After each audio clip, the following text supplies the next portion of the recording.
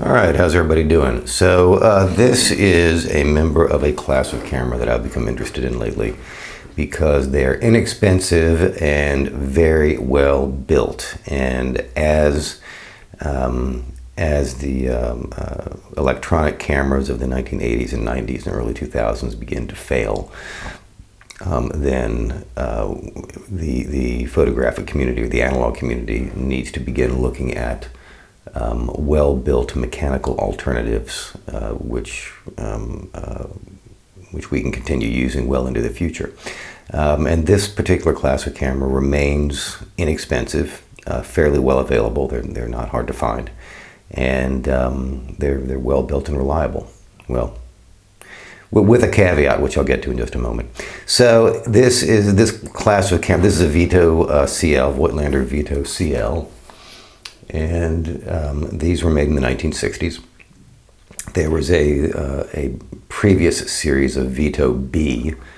The Vito CL is of the Vito C series. There was a Vito B series, which was made mostly during the 1950s. Anyway, I'm not going to get into all the details of the differences between the two.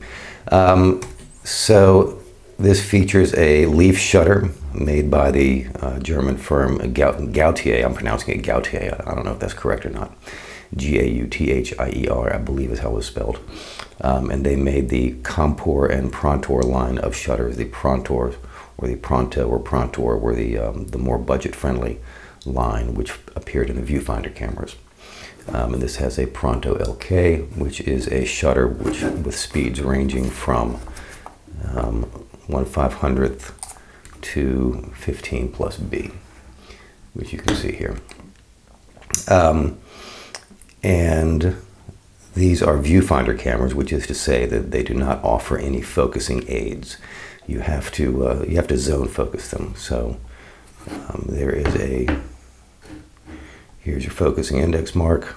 There's your infinity symbol and the distance marked in meters, along with these red marks are they correspond to some advice given in the owner's manual about what the distance of certain objects, and they essentially can be ignored in my opinion. And that's how you focus it. And in order to focus the camera properly, you need to understand the concept of zone focusing or hyperfocal focusing. Because here are your hyperfocal marks around here, and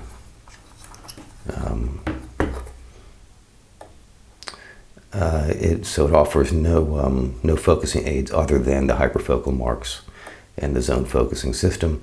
Shutter speeds from 15 to 500, and this one has a color scope R 50mm f2.8 lens. Most of these viewfinder cameras of this class featured 3-element lenses, many if not most of which had a focal length of 45 millimeters. The color scope R, I'm pretty sure, is a 4-element Tessar design.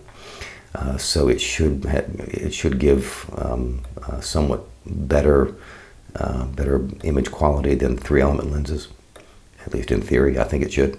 So I have shot a test roll with this, and I'll talk about it in a minute.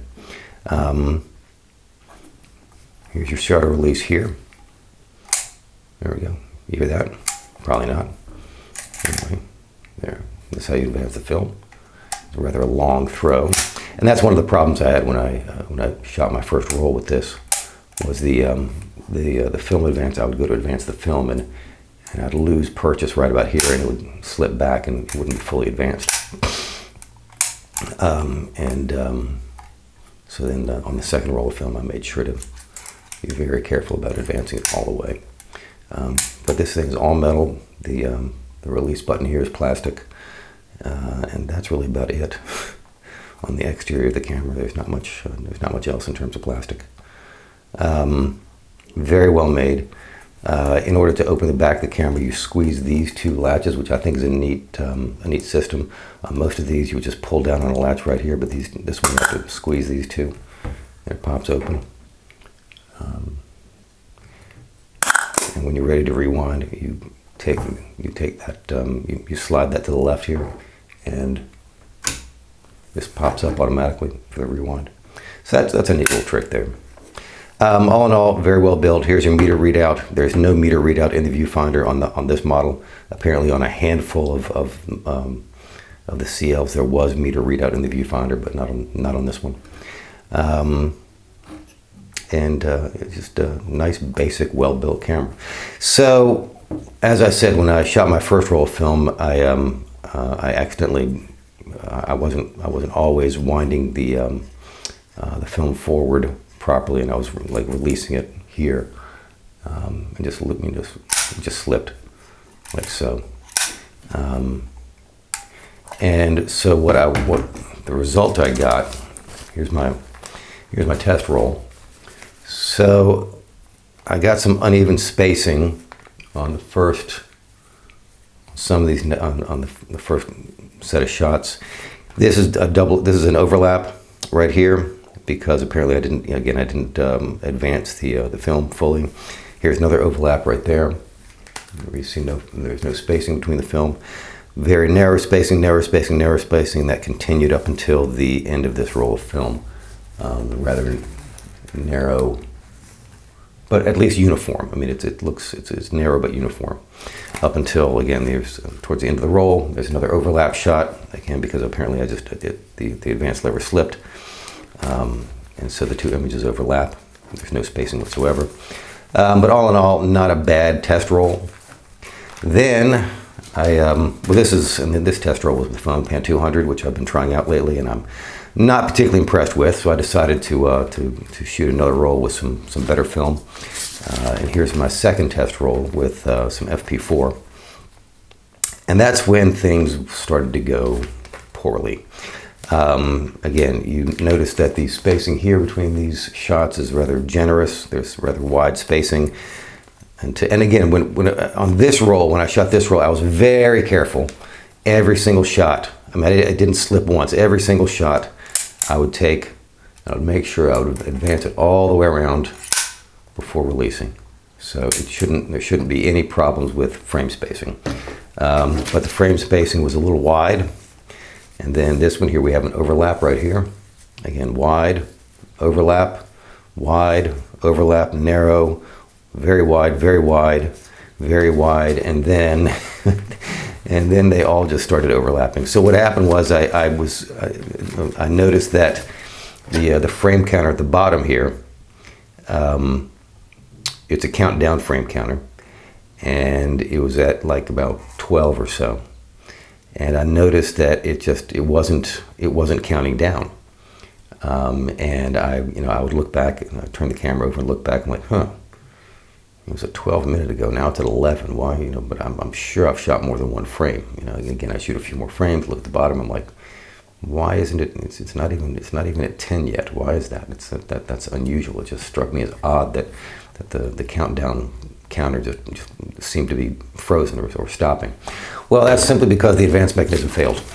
And what I have here, you see this bottom strip, there are no lines whatsoever, and it is completely overlapped. We've got 2-3 shots overlapping on top of one another because the advance mechanism just completely failed. And right after here's a nice wide gap between this frame and the next one. And then after that one, it just failed. And they started overlapping badly. I might be able to salvage like half an image out of some of these, but I didn't try. But then these are just 2 or 3 shots overlapped on top of one another for the rest of the roll. That's what happened. So, as I was saying, one of the reasons I like this class of camera is because it basically has 2 complex moving systems. One is the shutter, and the other is the advance mechanism. And, well, on this particular camera, one of those systems seems to be working reasonably well, and then the other has completely failed. Which is a darn shame, because this is just it appears to be in really beautiful condition. The lens is nice and clean. From those 2 rolls, I've managed to salvage about 25 shots, which I'll put up on my Flickr account, and I will link to them down below, so you can get sort of at least somewhat of a flavor for the lens. Almost all those shots were taken at intermediate apertures of about f8 or f11. it's a nice lens. The center sharpness is excellent. It does get pretty fuzzy towards the corners, but fuzzy in a good way. It's got character, and I don't know how to explain it better than that. I recently criticized the Konica Hexanon 135-35 for being blurry, but in an unremarkable, unpleasing way. And I don't know that I can really describe what I find unremarkable and unpleasing versus a pleasing softness. But if you collect classic lenses, I think you know what I'm talking about. So this one, again, from the 1.5 rolls I've shot so far and the 25 halfway decent images I've managed to recover. And no great masterpieces there, but at least you can get a flavor for the lens. Center sharpness, excellent. Edge sharpness, but again, I think it gets soft towards the edges, but in sort of a soft, pleasing, vintage kind of way that I like, and I'd like to continue using this. So I'm going to take it down to Yaakov's shop on Allenby Street in Tel Aviv and see if he can do anything with that advanced mechanism, and I really, really hope he can. I'm just afraid he's going to look at me and say, nope, sorry, can't get parts of those things, forget it, it's done. I hope that doesn't happen, but we will find out. This is going into the shop pretty soon, or at least I'm going to take it by the shop and see if Yaakov can do anything with it. Because I don't know. I'm just curious about this this class of cameras, and I wonder if they are not a nice long-term option for young people who want to get into film photography, because they're not expensive and they tend to be very well made. And well, I will find out in the very near future how easy they are to fix and report back to you as soon as I know something. All right, well, thank you for your time today. I hope you found this video either informative or amusing or entertaining or some combination thereof. If so, please do like, subscribe, and check out the links below. Take care now. Bye-bye.